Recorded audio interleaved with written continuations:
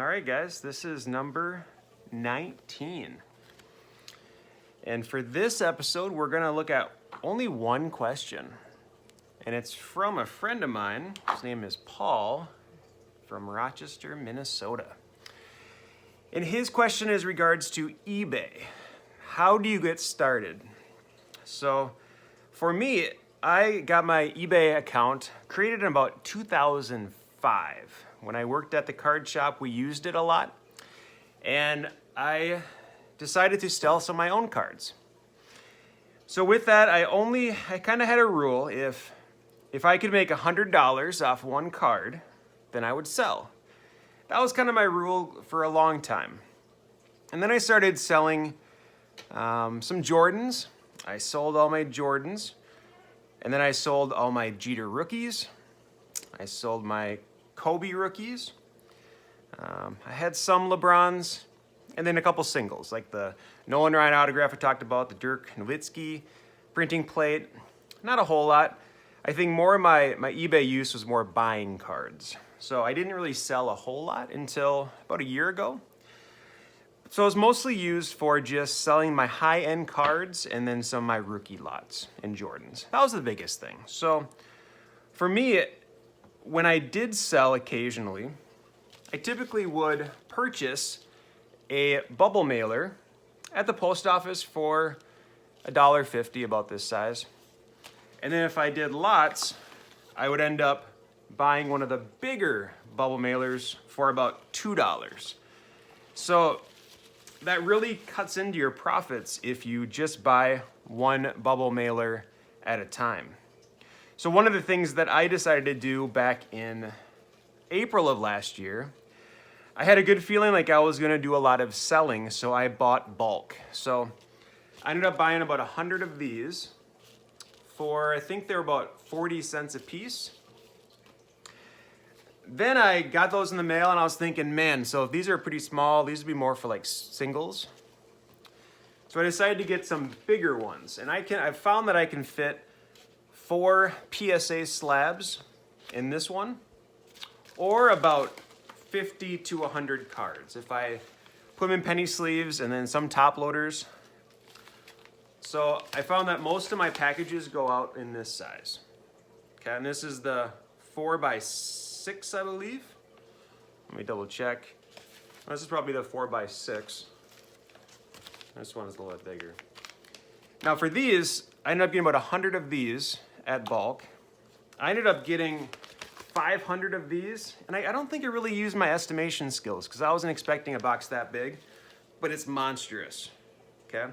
But I do have about 450 of these left. So any local friends that are selling, usually you pay $2 at the post office for this size. I think I paid about 18 cents a piece.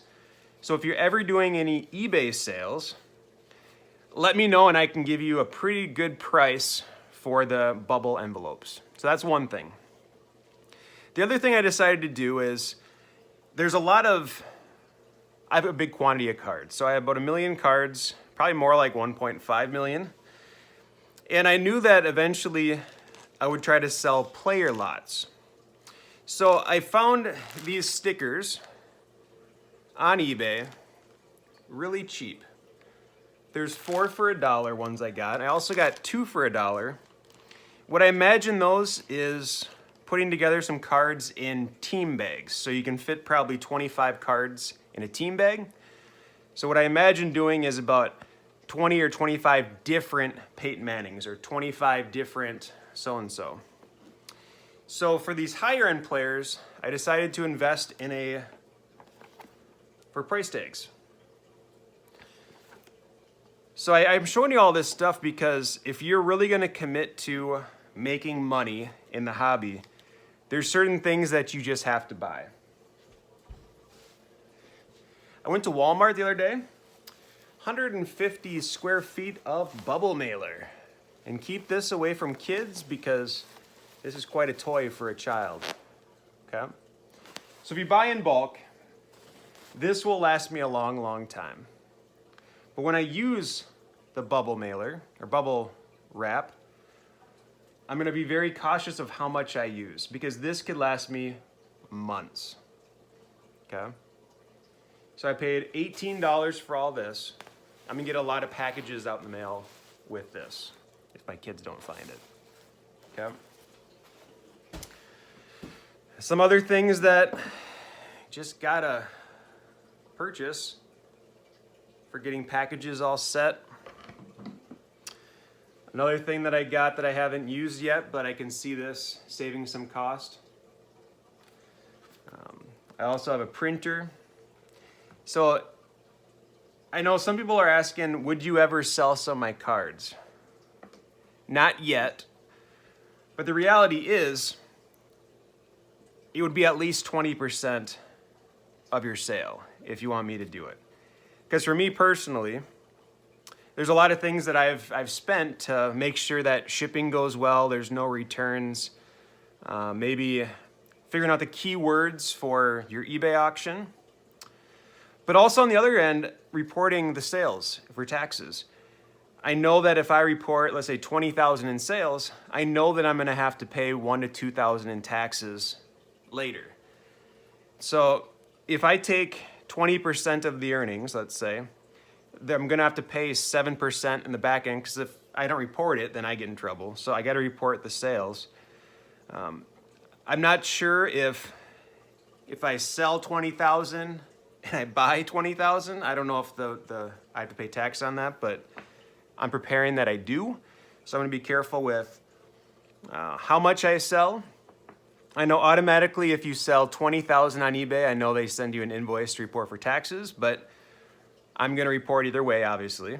So last year I made about 15,000 in eBay sales, but I know that I spent that in eBay auctions, plus collections I bought, plus buying all this stuff. So if I really wanna itemize and do expenses, I don't know where that's gonna play out. So I do have my cousin's husband actually used to do taxes, so I really wanna pick his brain to kind of see where he's at on reporting purchases you made, selling, all that stuff. So I have a lot to learn in the next 2 weeks. So I have a lot of research in regards to reporting things to taxes. I knew that I had a bunch of sales when I did my taxes last year. So I did ask the person I was doing my taxes, can you plug in the numbers if I have 20,000 in sales, how much would it take off my taxes? And I think it was $1,800 if I reported 20,000 of earning, but that did include anything like cards that I bought as an investment. So that I need to learn more on. And I highly recommend, if you're gonna start the eBay process, understand that you should report it, but then you're gonna have to pay a little bit of taxes at the end. So that's just part of the game. One worry that I have with a lot of the people that are at card shows, there's so many transactions of $5,000 cards that are kind of cash only. And I just wonder if that's gonna catch up, because there's video evidence of a lot of people on YouTube, content providers that are doing those massive sales. And I wonder if they can ever get in trouble for that. If they're bringing $20,000 to a card show and then not spending any money on taxes, I really wonder how that could hurt them in the long run. So know that if you're gonna make a sale, you should probably report it. Okay? And I think before this year, I don't think I had any sales total in the year that were over 1,000 at all. So this will be the first year that for 2020 that I'll be reporting, because sales are too high. I could probably get away with it, but I'm not gonna risk that.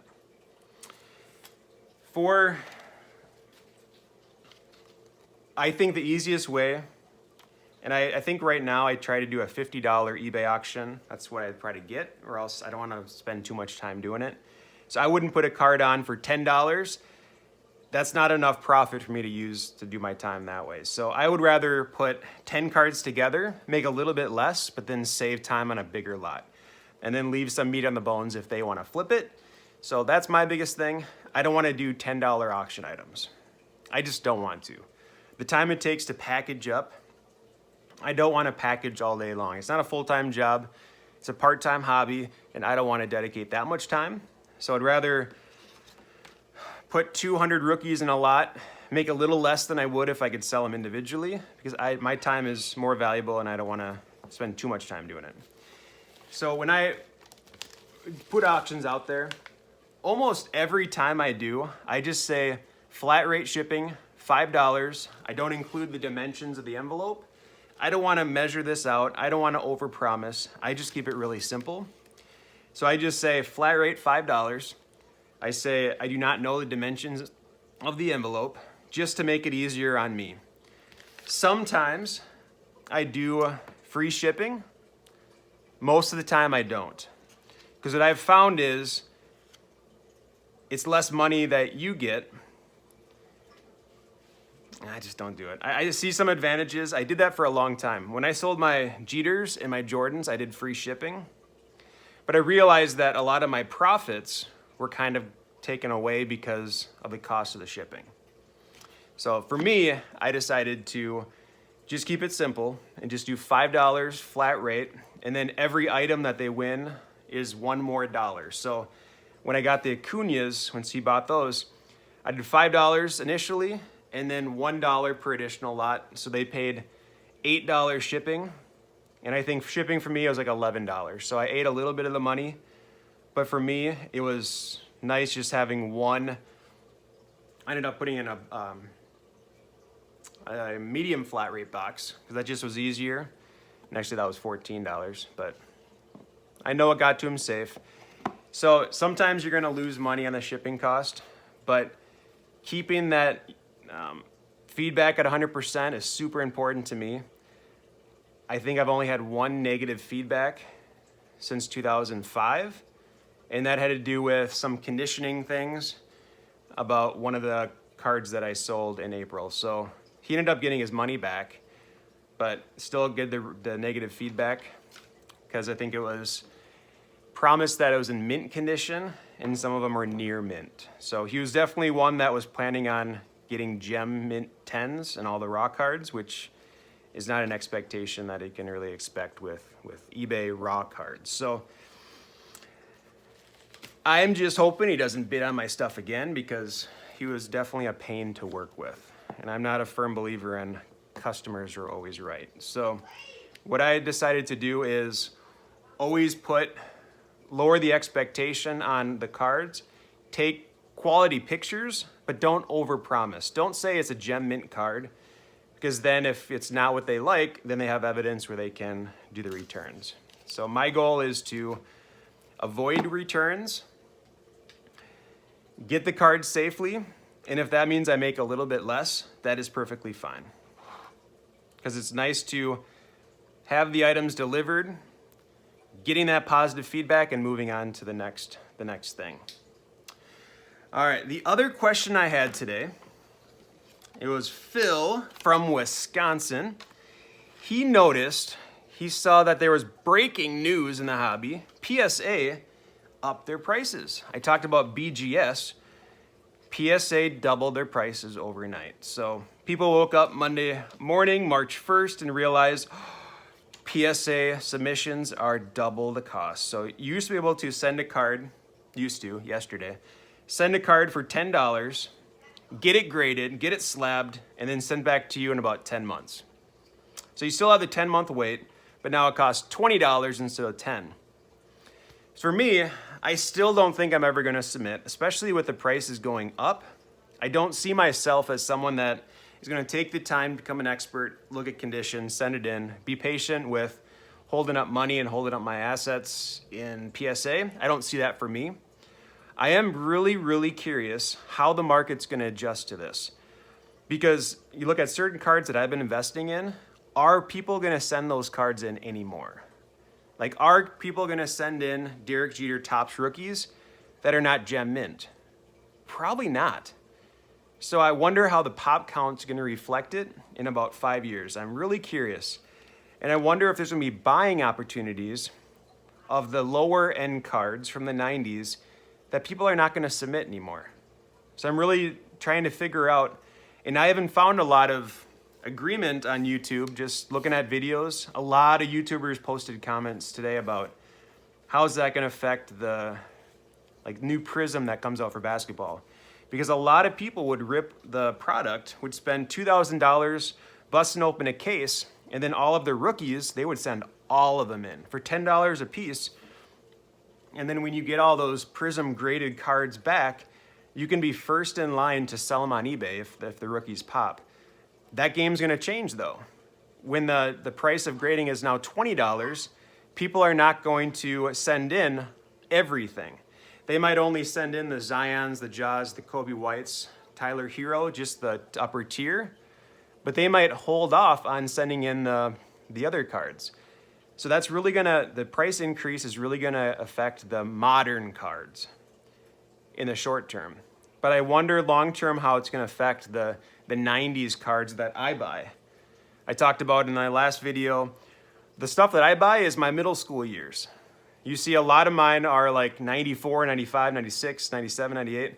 My brother sent me a message saying, oh, 4 years in middle school. Like, yeah, thanks, Jeff. Yes, 4 years, not really, but.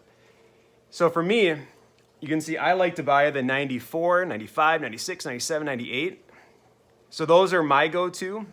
And I keep thinking about, that's kind of when they're your best music. So when you think of the music you like as an adult, it's usually those middle school years because that's when you were cool.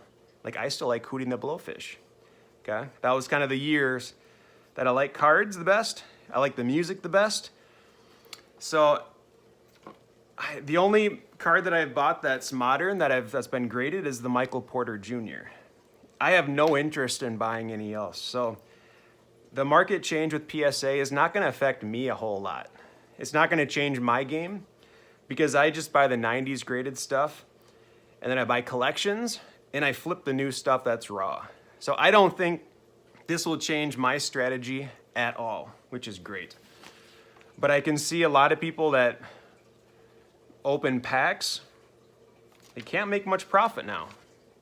So I don't know if that's gonna drop the interest in buying wax. Probably not, it's an addiction. I'm really curious to see how this plays out. It'll be an interesting next few months. The other thing is a question for me. I got home from work today and I just was thinking NBA Top Shot. What is NBA Top Shot? So I spent the last 2 hours learning about it, okay? And before I watched it, I knew it was a digital trading card that instead of a card, it's a video highlight. And my first thought was, can't you just watch YouTube videos and you can see the highlights? Why are these important? And I was watching a video just now and they said, well, you can make the same argument with, can't you print a Michael Jordan card off your printer and you have a Michael Jordan rookie? Fair. Okay, so that was my first thought. I'm like, okay, I see your point. Now I'm listening. But how it worked out is last October, there was some news about NBA Top Shot. And again, the main idea is you create an account on NBA Top Shot and then you buy packs. I think the first edition, they were $20 a piece. You'd get 3 cards and then you'd flip over which one you got and then it was a player's highlight. So it might be a Zion Williamson dunk, or there was a big one, Luka Doncic, game-winning 3 in the bubble. But you'd get 3 cards, and then you could trade it just like stocks. So if you were to get a Luka Doncic, the game-winning shot in the bubble, I think that card, when it first came out, they were selling for about $20 for that one card, or one highlight video, okay? And I think there was only a couple thousand copies of that right of that video. Now that card or that video sells for about $30,000. So if we go from 20 to 30,000, there are so many people that have made so much money with NBA Top Shot, especially if you were an early person to buy packs of these digital cards or videos. So there's a lot of people making huge money. I think I saw some stats where in the month of February, there was more money buying and selling NBA Top Shot than there was cards on eBay. It just blows my mind. And with that, when you get a pack for $20, you automatically can sell it for about $100. Even if you get the worst pack available, the cards that you get, you can automatically sell. So anybody that gets a pack can automatically make money. But what happens is customers don't always know when the website is dropping packs. So they might, an hour from now, all of a sudden decide, we're gonna drop 10,000 packs. So first 10,000 people to give me money, they'll get those packs of cards. But you can only buy one per account, which is smart, okay? Kind of like how Target and Walmart now has limits of how much wax you can buy, wax packs. So it's very intriguing. I'm still not gonna do it though. And if we look back in 2 years of this video, I'm still gonna say, yes, is there a 90% chance I could have made money? Yeah. But here's what I'm worried about. Like if you're just going in there and opening, getting the packs, if you have a lot of time on your hand, you can sit by the computer and refresh and fresh, you could do that all day. And you could score and you could get a pack, open it up, wait a couple days and then sell it out. And you could 10x the money you invested, the $20 pack. Yes, very, very possible. What I would never do is buy inflated prices, because here's what I worry about is with the prices going up, people thinking, oh, that's an easy money, and eventually those are gonna go down. Eventually they will. There'll be a lot of people that are doing NBA Top Shot that are gonna be left with a lot of money invested and are gonna lose a lot of money. There's gonna be so many people that make a lot of money though. I see there's one person, I just watched a video, he probably put in $100 and he's up to 30,000, 40,000, 50,000. And at what point do you sell?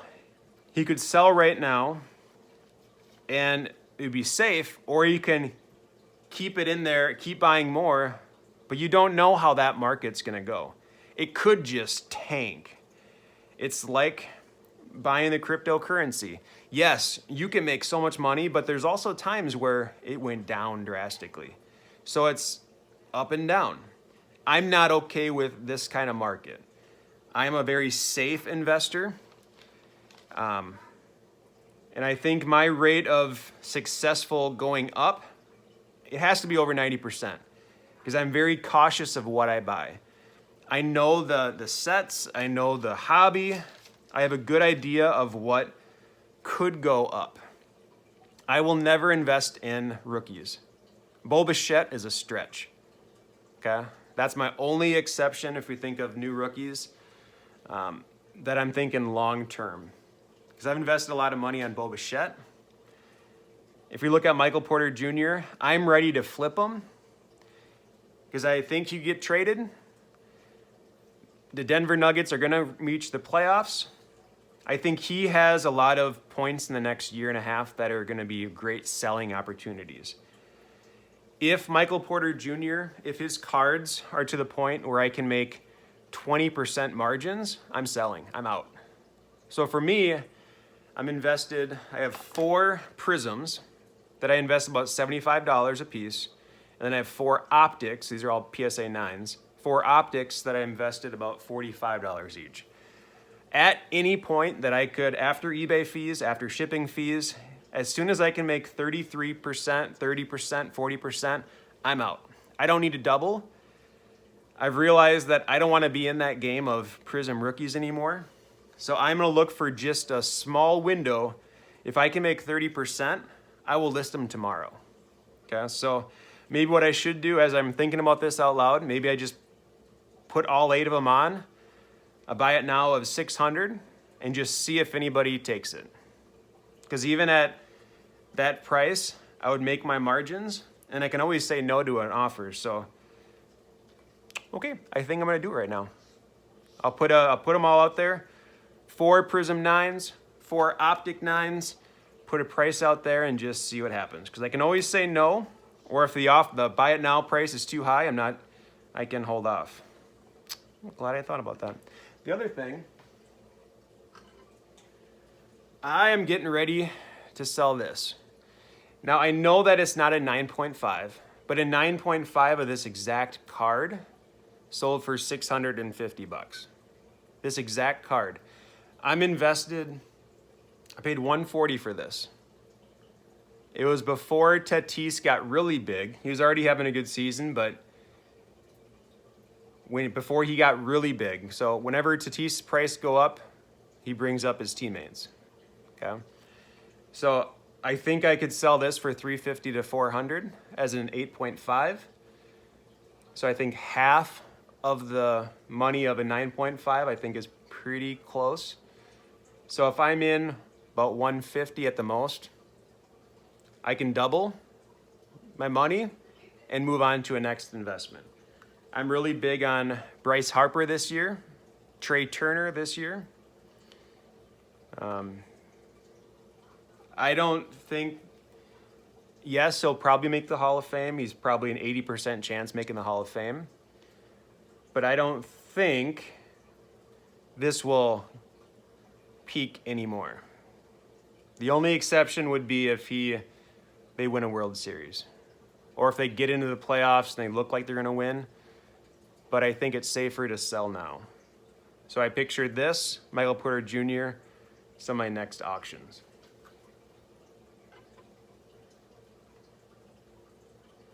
Ooh, it didn't fall. All right. I think that's it for questions. So eBay, if you're going to sell cards, you have to have a plan. You have to realize that you might take 3 or 4 stops to the post office in a week.